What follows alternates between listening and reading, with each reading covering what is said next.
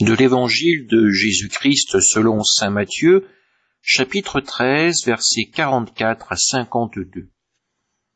En ce temps-là, Jésus disait à la foule ces paraboles. Le royaume des cieux est comparable à un trésor caché dans un champ. L'homme qui l'a découvert le cache de nouveau. Dans sa joie, il va vendre tout ce qu'il possède et il achète ce champ. Ou encore, le royaume des cieux est comparable à un négociant qui recherche des perles fines. Ayant trouvé une perle de grande valeur, il va vendre tout ce qu'il possède et il achète la perle. Le royaume des cieux est encore comparable à un filet que l'on jette dans la mer et qui ramène toutes sortes de poissons. Quand il est plein, on le tire sur le rivage, on s'assied, on ramasse dans des paniers ce qui est bon et on rejette ce qui ne vaut rien. Ainsi en sera-t-il à la fin du monde.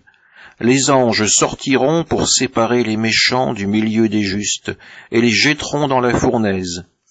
Là, il y aura des pleurs et des grincements de dents. Avez-vous compris tout cela? Ils lui répondent, oui.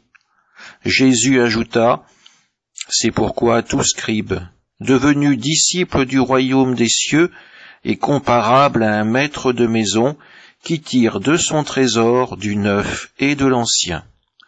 Acclamons la parole de Dieu. Salomon fut le successeur de David sur le trône de Jérusalem, à une époque où toutes les tribus d'Israël étaient réunies sous une même couronne. Nous venons d'entendre, durant la première lecture, le récit de la grande cérémonie qui marqua l'ouverture de son règne. Le jeune souverain s'est rendu en pèlerinage au sanctuaire de Gabaon, à quelques kilomètres de Jérusalem, afin d'y offrir à Dieu un sacrifice de plus de 1000 animaux. C'est à cette occasion qu'il prononce cette prière qui restera dans la mémoire d'Israël comme un véritable modèle. L'image romantique que l'on se fait de Salomon est celle d'un roi qui posséderait toutes les qualités, toutes les vertus. Mais si nous prenons le temps de relire les chapitres précédents, nous constaterons que la réalité est bien différente. Complot, meurtre, tous ces ingrédients sont bien présents dans son accession au trône. Aidé par sa mère, il écartera 3 de ses demi-frères pour obtenir le pouvoir. Toutefois, arriver au pouvoir est une chose, mais y demeurer en est une autre. C'est durant cette cérémonie à Gabaon que Salomon fait ses premiers pas sur le chemin de la sagesse véritable. Salomon commence à comprendre que le véritable pouvoir, la véritable richesse, le seul trésor qui ne passera jamais, c'est la sagesse. Et non la sagesse humaine, mais bien celle qui vient de Dieu. David, à Gabaon, commence à faire un tri dans ses priorités. D'ailleurs, nous entendons que son souci dans sa requête adressée à Dieu n'est pas pour lui, mais pour le peuple. C'est cela qui lui vaudra la bénédiction du Seigneur. Discerner, poser ses priorités, changer de vie, c'est aussi à cela que Jésus nous invite dans ses paraboles.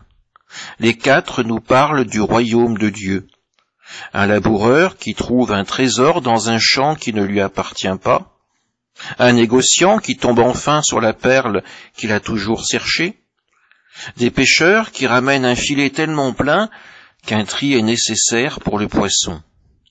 Et enfin, un scribe juif, devenu chrétien, qui est comparé à un propriétaire qui fait du tri lui aussi dans ses affaires. Le point commun de ces 4 paraboles, c'est qu'elles sont des invitations à observer notre vie avec attention pour pouvoir faire du tri. Arriver à nous débarrasser de cette obsession de l'accumulation et arriver à faire de la place pour accueillir la parole de vie du Christ. Comme les personnages des paraboles, nous avons découvert un trésor, celui de la foi en Jésus, en un Dieu de pardon et de miséricorde. Mais pour que cette foi puisse devenir le trésor resplendissant qui comblera notre existence, nous devons à notre tour faire de la place et rejeter tout ce qui constitue notre péché, rejeter nos ténèbres pour nous ouvrir au soleil de justice, au soleil de sagesse. Comme Salomon, n'ayons pas peur du regard de Dieu. Il connaît déjà nos fautes et il est prêt à nous offrir son pardon et sa vie. Amen.